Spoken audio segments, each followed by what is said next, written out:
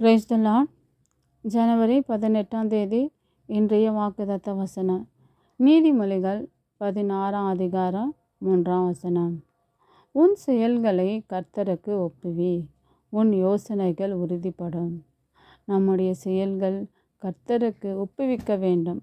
ஏனென்றால் நமக்கு செய்ய தெரியாது. நம்முடைய புத்தி, ஞானம், சாமர்த்தியத்தை வைத்து செய்வோமானால் அந்த செயல்கள், அந்த காரியம் வாய்க்காதே போகும். எலியாசர் தன் செயலை கர்த்தருக்கு ஒப்புவித்தான். எப்படியெனில் கர்த்தரிடத்தில் ஜெபித்தான்.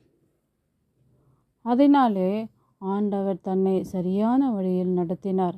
தன் எஜமானாகிய ஆபிரகாமின் குமாரனாகிய ஈசாக்குக்கு சரியான பெண்ணை அழைத்து வந்தான். எலியாசருடைய காரியம் ஜெயமாக முடிந்தது.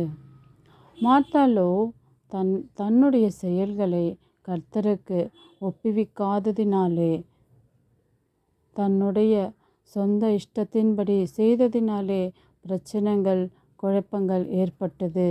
இந்த நாளிலே எந்த செயலாக இருந்தாலும் நாம் கர்த்தர் சமூகத்தில் ஜெபித்து அவருடைய ஆலோசனையின்படி செய்தால் நம்முடைய யோசனைகளும் உறுதிப்படும். ஆமேன்.